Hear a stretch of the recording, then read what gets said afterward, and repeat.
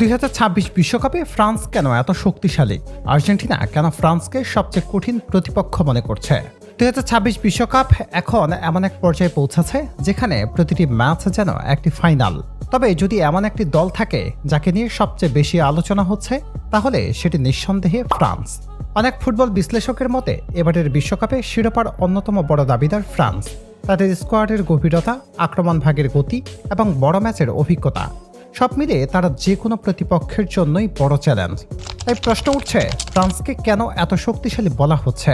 আর যদি 2026 বিশ্বকাপে আর্জেন্টিনা ও ফ্রান্স আবার মুখোমুখি হয়, তাহলে সেটি কেন হতে পারে টুর্নামেন্টের সবচেয়ে কঠিন লড়াইগুলোর একটি?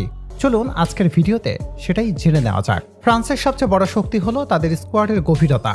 বিশ্বের খুব কম দলেরই এমন স্কোয়াড রয়েছে যেখানে প্রথম একাদশের পাশাপাশি বেঞ্চেও বিশ্বমানের খেলোয়াড় থাকে। একটি পজিশনে একজন নয়, অনেক সময় 2 কিংবা 3 জনের সমমানের ফুটবলার রয়েছে।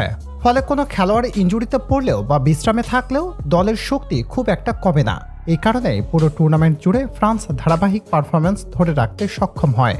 আক্রমণ ভাগে ফ্রান্স বরাবরই ভয়ঙ্কর। তাদের দ্রুতগতির উইঙ্গার, শক্তিশালী ফরওয়ার্ড এবং সৃজনশীল মিডফিল্ডার যে কোনো মুহূর্তে ম্যাচের চিত্র বদলে দিতে পারে। শুধু আক্রমণ নয়, রক্ষণ ভাগেও তারা অত্যন্ত সংগঠিত।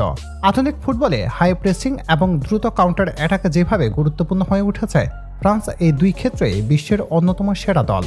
ফলে শক্তিশালী প্রতিপক্ষ তাদের বিপক্ষে খুব সহজে সুযোগ তৈরি করতে পারে না। আরেকটি বড় কারণ হলো তাদের বড় ম্যাচ খেলার অভিজ্ঞতা। গত কয়েকটি বিশ্বকাপে ফ্রান্স ধারাবাহিকভাবে শেষের দিকের পর্বে পৌঁছেছে।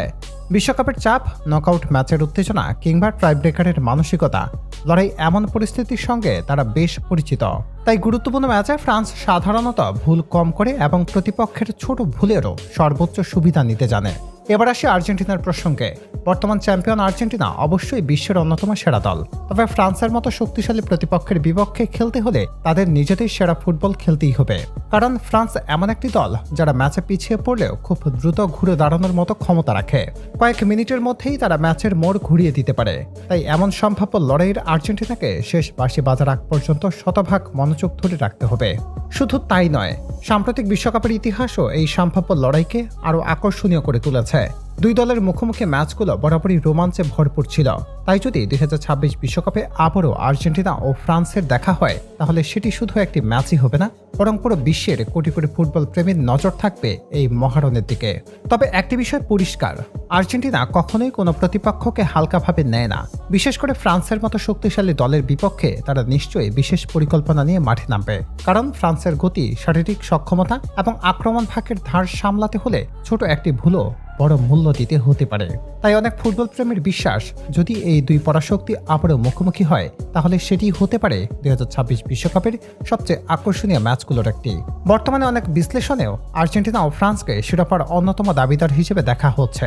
এখন প্রশ্ন হলো, যদি সত্যি 2026 বিশ্বকাপে আর্জেন্টিনা ও ফ্রান্স আবার মুখোমুখি হয়, তাহলে শেষ হাসি কে হাসবে? অভিজ্ঞ আর্জেন্টিনা নাকি দুর্দান্ত ফর্মে থাকা ফ্রান্স? সেই উত্তর মিলবে মাঠের লড়াই। এখন আপনার মতামত জানান। আপনার মতে যদি 2026 বিশ্বকাপে আর্জেন্টিনা ও ফ্রান্স মুখোমুখি হয়, তাহলে কে জিতবে? কমেন্টে লিখুন আর্জেন্টিনা নাকি ফ্রান্স। আর ভিডিওটি ভালো লাগলে অবশ্যই একটা লাইক দিন, চ্যানেলটি সাবস্ক্রাইব করুন এবং ফুটবলের সব আপডেট সবার আগে পেতে পাশে থাকা বেল আইকনটি চাপতে ভুলবেন না।